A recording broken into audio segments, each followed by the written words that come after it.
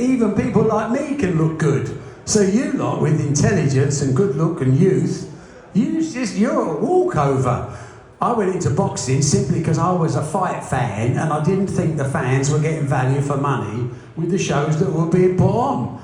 So I promoted, as I've done in my whole life, every time I go into anything I think, would I like it? Would I be entertained?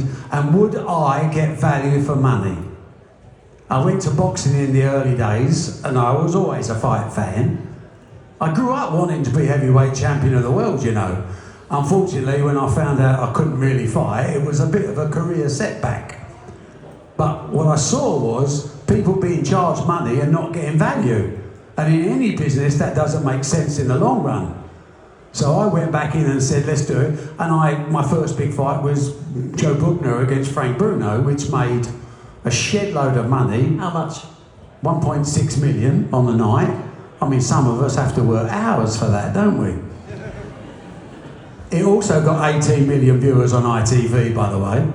And it was a typical example of give the public, give your market what they want. So when you go into boxing at that level, I mean, you No, it was scary. I didn't know what I was doing. Run around doing York Hall for a few years, did you? No. You went straight into the big arenas. Why not? You know what, I was having, this is a funny story if we've got 2 seconds. Hang on. So I'm having lunch with my wife, who's my biggest critic.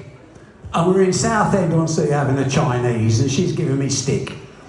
And I was saying, I'm going to get involved with boxing. And she was very disrespectful.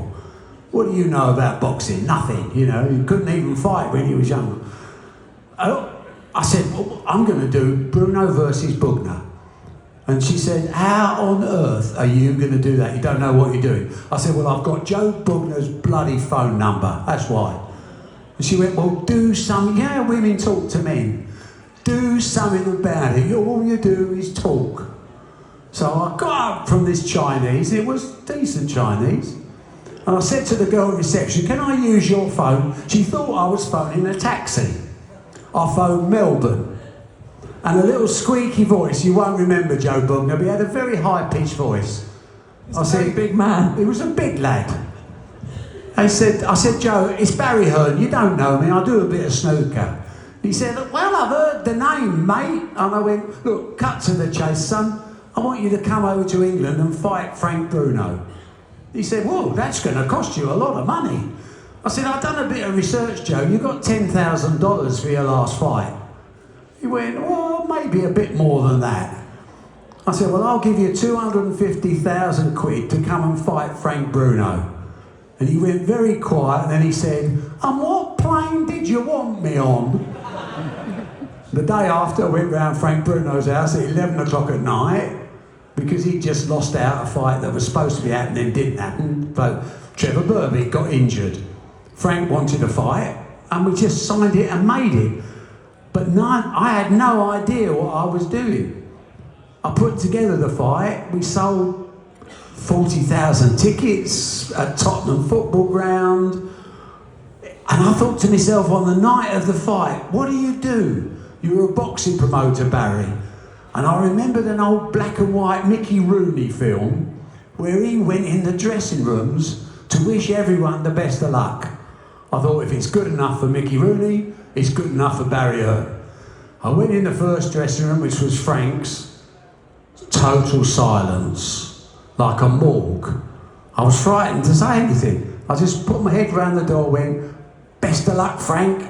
He went, yeah.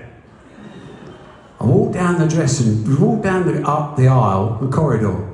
I could hear the music coming out of Frank Bruno's dressing room. They were having a party in there.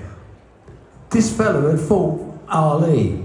He'd fought Frazier. He wasn't going to be fazed by a little fight in front of 40,000 people in London. I opened the door and there he was with his wife. And he had 2 dressing gowns in his arms. And he said to Marlene, by the way, you would have rather fought Joe Bugner than Marlene. She was bloody dangerous.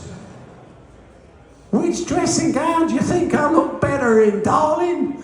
He didn't give a shit about the fight. And I said to him, Joe, I've got to just say thank you. My big speech. You know, you've come over, you've promoted this fight. You wore an Australian hat with corks hanging off it. You went to the press conference with a stuffed crocodile. I can't ask you to do more, mate. You sold all the tickets. And if you win tonight, there's a bloke in America called Mike Tyson's making a start. I will pay you a king's ransom to fight Mike Tyson in London.